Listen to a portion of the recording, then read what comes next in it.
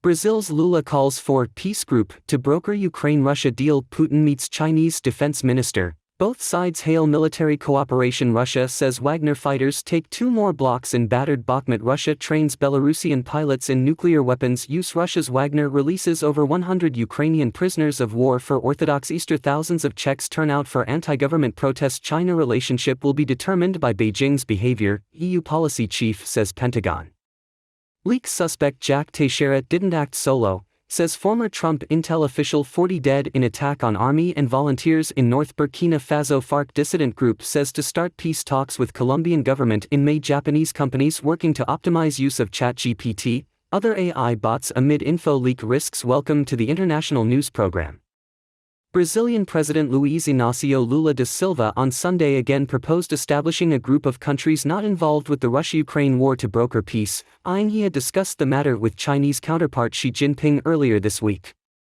"I think we need to sit on a table and say, that's enough, let's start talking, because war never brought and will never bring any benefit to humanity," said Lula, who has been critical of the United States and the European Union for their role in the conflict. The Brazilian president told reporters in Abu Dhabi, where he finished a trip to Asia, that he was trying to gather a group of leaders that prefer to talk about peace rather than war. He cited Xi and the president of the United Arab Emirates, Sheikh Mohammed bin Zayed Al Nahyan, both of whom he met this week. Lula had previously said the group should gather countries not encouraging war, adding that nations that are supplying weapons should be convinced to stop doing so. The United States and the European Union have been providing Ukraine with weapons and other support since Russia invaded the neighboring country more than a year ago. Germany earlier this year reportedly asked Brazil to supply arms as well, but Lula refused. Lula repeated that the decision to start war was made by 2 countries, appearing to also place some blame on Ukraine, and added that ending it will be harder as more nations would need to be persuaded. Lula had a call with Ukrainian President Volodymyr Zelensky earlier this year. On Monday, his administration will host Russia's Foreign Minister Sergei Lavrov in Brasilia. Russian President Vladimir Putin met Chinese Defense Minister Li Shangfu in Moscow on Sunday, and both men hailed military cooperation between the 2 nations, which have declared a no-limits partnership. Russia and China have moved to further strengthen their economic, political and military ties since Moscow sent tens of thousands of troops into Ukraine in February 2022. Footage of the meeting showed Putin shaking hands with Li and then sitting down at a table. Russian Defense Minister Sergei Shoigu was also present. "We are working actively through our military departments, regularly exchange useful information, work together in the field of military technical cooperation, and hold joint exercises," Putin said. The exercises, he added, had been held in the Far East as well as Europe and involved ground, naval and air forces. "Undoubtedly, this is another crucial area that strengthens the extremely trusting, strategic nature of our relations," Putin said. Ukrainian forces are finding a growing number of components from China in Russian weapons used in Ukraine. China has repeatedly denied sending military equipment to Russia. NATO and the United States say they have seen no signs yet that Beijing is supplying arms to Moscow. The visit was the first Li has made to another country since he was appointed last month.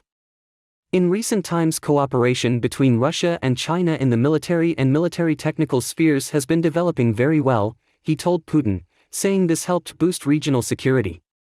Li's comments were translated by the Kremlin. Beijing had announced Li's visit to Moscow last week, saying he would meet defense officials but made no mention of a meeting with Putin. Li has been under U.S. sanctions since 2018 over the purchase of combat aircraft and equipment from Russia's main arms exporter, Rosoboronexport. Russia said on Sunday that Wagner mercenary units supported by airborne troops had captured 2 more city blocks in the eastern Ukrainian city of Bakhmut, target of a major offensive by Moscow. Wagner has spearheaded Russia's attempt to take Bakhmut since last summer in what has been the longest and deadliest battle of the war for both sides. Russia's defense ministry said Wagner assault squads had taken 2 blocks in the northwestern and southeastern parts of Bakhmut, which has largely been destroyed in the fighting.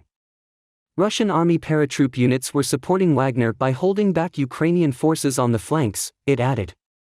Serhiy Cherevatiy, spokesperson for Ukraine's Eastern Military Command, said Wagner troops were acting as a battering ram and attacking dozens of times a day.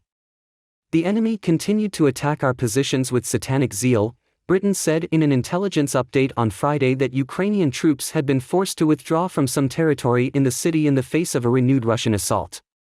The Russian Defense Ministry said Friday. Belarusian Air Force crews have completed their training for using tactical nuclear weapons as part of Russia's plan to deploy the weapons to its ally amid fighting in neighboring Ukraine. The ministry released a video in which a Belarusian pilot said that the training course in Russia had given the crews of the Belarusian Air Force's Su-25 ground attack jets the necessary skills for using the weapons. Russian President Vladimir Putin declared last month that Moscow planned to put some of its tactical nuclear weapons in Belarus. The leaders of the two countries said the move was aimed at enhancing security for Russia and Belarus, in response to NATO's expansion. President Putin emphasized that the U.S. has long placed nuclear weapons on the territory of its allies, and Russia only followed suit, exactly like that. The deployment of Russian tactical nuclear weapons to Belarus would put them closer to potential targets in Ukraine and NATO members in Eastern and Central Europe. Belarus shares a 1,250-kilometer, 777-mile, border with NATO members Latvia, Lithuania, and Poland. Such weapons are intended to destroy enemy troops on the battlefield. They have a relatively short range and much less power compared with nuclear warheads fitted long-range strategic missiles, which are capable of obliterating whole cities. Putin said that construction of storage facilities for tactical nuclear weapons will be completed in Belarus by July 1.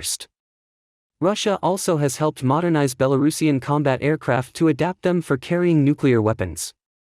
Russia also provided Belarus with Iskander short-range missiles that could be fitted with a nuclear warhead. Putin has emphasized that Russia would retain control over any nuclear weapons deployed to Belarus, just as the U.S. controls its tactical nuclear weapons on the territory of its NATO allies. The authoritarian president of Belarus, Alexander Lukashenko, has suggested that some of Russia's strategic nuclear weapons might also be deployed to Belarus along with part of Moscow's tactical nuclear arsenal. Belarusian Defense Minister Viktor Krenin again mentioned the possibility Friday, saying it could be the next step if the West continued what he described as its hostile course. We will respond to force only with force. Otherwise, they don't get it in the West, Krenin said. We are already preparing the sites that we have.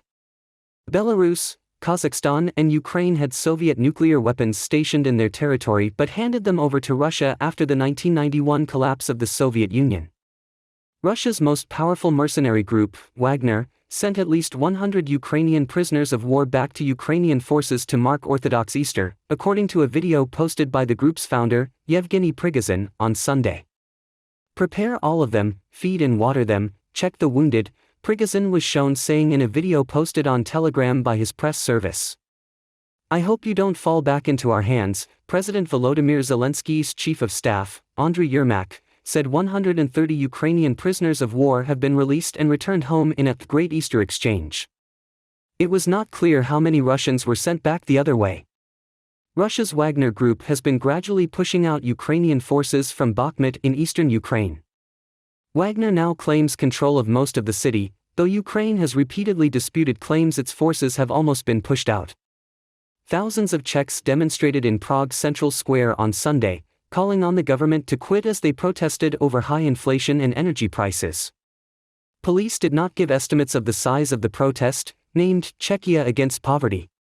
The protest, like a similar demonstration in March, was organized by non-parliamentary political party PRO, which has criticized the center-right government of Prime Minister Petr Fiala for its handling of the energy crisis that has hit Europe since Russia's invasion of Ukraine more than a year ago.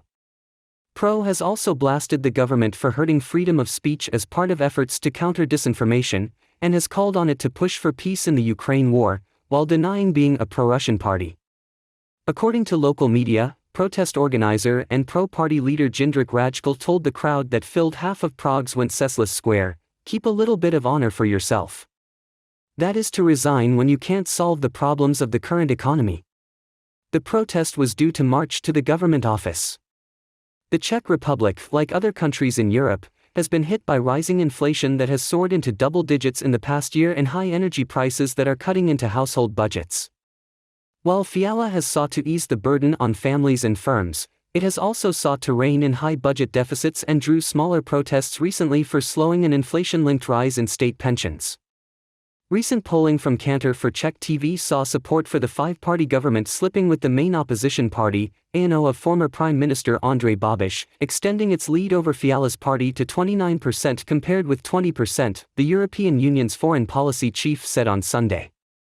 The relationship between China and Europe will be determined by Beijing's behavior, including what happens with Taiwan. The comments from EU High Representative Josep Borrell, in a remote address at the start of the meeting of the Group of Seven, G7, foreign ministers in Japan, highlighted two of the themes that have come into focus ahead of the three-day gathering: the need for a united approach to China and concerns about Taiwan.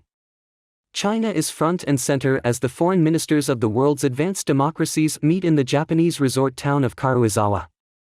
The only Asian member of the grouping, Japan has deepening worries about neighbor China's growing might in the region and is particularly focused on the possibility of military action against Taiwan. Anything that happens in Taiwan Strait will mean a lot to us, Borrell said, stressing the need to engage with China and keep communications open. He described China as a partner, competitor and systemic rival and said that which of those three relations the EU would lean towards will be determined by China's behavior. The foreign ministers opened the ministerial meetings with a working dinner held Sunday evening where they discussed the Indo-Pacific. The conversation gravitated towards China. Recent comments by French President Emmanuel Macron have highlighted potential differences between Europe and the United States on China. Interviews after he visited China this month, Macron cautioned against being drawn into a crisis over Taiwan driven by an American rhythm and a Chinese overreaction. That has sparked a backlash from both the EU and the US. According to one of former President Trump's top national security aides, accused Pentagon leaker Jack Teixeira could not have acted alone, suggesting the 21-year-old is merely the patsy in a much wider intelligence breach. According to the New York Post, one of former President Trump's top national security aides notes that suspect Jack Teixeira, accused of leaking sensitive Pentagon documents, is unlikely to have acted alone. The 21-year-old defendant may only represent a small piece of a much larger scandal. Specifically, Kash Patel, former Deputy Director of National Intelligence under President Trump, said it was impossible for a low-level information technology expert such as Army Specialist Teixeira to have access to such sensitive intelligence information. Patel added on April 15, "Even if you are the best IT staff at the Department of Defense, you will still be prevented from accessing sensitive information." Patel, who also served as Chief of Staff at the Pentagon, told the conservative Breitbart news agency, "Almost no IT experts have access to intelligence information. Their job is to provide secure systems around the secret files to avoid leaks. This is sensitive. 99% of people with an SCI license do not have access to this information." Former official Patel commented on the data related to the Ukrainian military being spread on the internet. "These sensitive files are horrific. 90% of those with top-secret clearance have not accessed this information." Patel asserted that it was impossible for suspect Teixeira to act alone. On April 14, U.S. President Joe Biden also spoke to the press about the leaked classified documents. He said he had asked U.S. investigators to investigate in detail why a 21-year-old National Guard airman had access to classified documents. He is not sure how long the investigation will take, but it is necessary to get to the root of the problem. Earlier on April 13, the FBI arrested suspect Teixeira. He is currently in custody awaiting the next hearing on April 19. The government said in a statement on Sunday. Unidentified assailants killed 40 people and wounded 33 others in an attack on the Army and Volunteer Defense Forces in northern Burkina Faso. The attack took place on Saturday in the village of Ayarima near the town of Ouagadougou in the north region Odi, far from the border with Mali, an area overrun by Islamist groups linked to Al-Qaeda and Islamic State that have carried out repeated attacks for years. It is not clear which group carried out the attack. It comes 9 days after gunmen killed 44 people in the villages of Kourakou and Tondobi in the north of the West African country. 6 soldiers and 34 members of a volunteer defense force were killed in Saturday's attack. The statement said the government has encouraged civilians to join local defense forces to try and stem 8 years of violence in which thousands of people have died and millions have been forced to flee their homes. The unrest in Burkina Faso triggered 2 coups last year by the military, which has vowed to retake control of the country but has failed to stop attacks. Unrest in the region began in Mali in 2012, when Islamists hijacked a Tuareg separatist uprising. The violence has since spread into neighboring Burkina Faso and Niger and threatens to destabilize coastal countries further afield. Dissident FARC rebels who rejected a landmark peace agreement in 2016 said on Sunday they are ready to set up a dialogue with the government on May 16 to begin peace talks to bring their group, the Estado Mayor Central (EMC), out of the armed conflict. Leftist President Gustavo Petro, a former member of the urban guerrilla group M19, pledged to end 6 decades of an armed conflict that has left more than 450,000 dead by signing peace or surrender agreements with rebels and criminal gang in addition to fully implementing the pact with the Revolutionary Armed Forces of Colombia, FARC. The EMC is one of 2 breakaway factions of the FARC and is made up of former leaders and fighters who did not accept the peace deal, which allowed in 2016 the reincorporation into civilian life of 13,000 people who formed a political party and received 10 seats in Congress. Angela Izquierdo, spokeswoman for the armed group, told journalists, "We announce before the whole world that our delegates to the dialogue table with the Colombian state, headed by the national government, are already ready for May 16 of this year." Attorney General Francisco Barbosa suspended arrest warrants against more than 20 EMC members in early March, which facilitated the start of peace talks to be held in the Llano del Yari, in the south of the country. The EMC, which is estimated to have between 2,000 and 3,500 fighters, has maintained a bilateral ceasefire with the Colombian government since the beginning of the year. The other faction in the FARC is Segunda Marquetalia, who in August 2019 returned to the armed struggle, claiming that the state was not abiding by the peace agreement. President Petro's Colombian government has reinitiated peace talks with rebel forces of the National Liberation Army, ELN. The 2 sides are looking to forge a bilateral ceasefire at the upcoming 3rd round of talks in Cuba. Japanese companies are seeking to leverage the benefits of chatbot AI, which has proven effective in increasing productivity and marketing, but also poses risks such as data leakage. With the emergence of ChatGPT, many companies have deployed natural conversation AI, learning from large volumes of data. Companies have also reinforced internal rules and implemented various measures to optimize their software usage, emulating ChatGPT. Sumitomo Mitsui Financial Group has begun testing SMBC GPT, a self-developed conversational AI tool, at the headquarters of Sumitomo Mitsui Banking Corporation. The tool aims to enhance employee efficiency, and its usage has spread to other subsidiary companies. Staff members use the software on their company computers. The AI tool can assist in searching for complex rules and terms of the bank as well as generate solution proposals to address frequent issues that arise with corporate clients. The software uses cloud computing services with Microsoft Japan's security and data protection features while strictly implementing risk management and prevention of information leakage. The task of providing information to the AI will be limited to the bank's headquarters, and its usage will be prohibited outside. This is a difference from the original ChatGPT version. Lancers Incorporated, a large human resources company, has started using ChatGPT since the end of February. This software helps to summarize documents, with the precondition that it is not used when personal or information is available. Secret message. Menta, a company affiliated with Lancer, also started offering messaging services similar to Line on April 7. The app, which automatically answers programming-related questions, has been downloaded by about 7,450 people. As of 4/11. This Line service is intended to increase the knowledge of everyone in the company, such as advisors, engineers, and ordinary employees. Service users can ask questions about programming languages, or discuss careers. ChatGPT and simulation software can answer many different questions, meeting basic needs. The leader of an unnamed business said, "We want employees to be able to use it, to support learning, as well as reduce the complexity of work."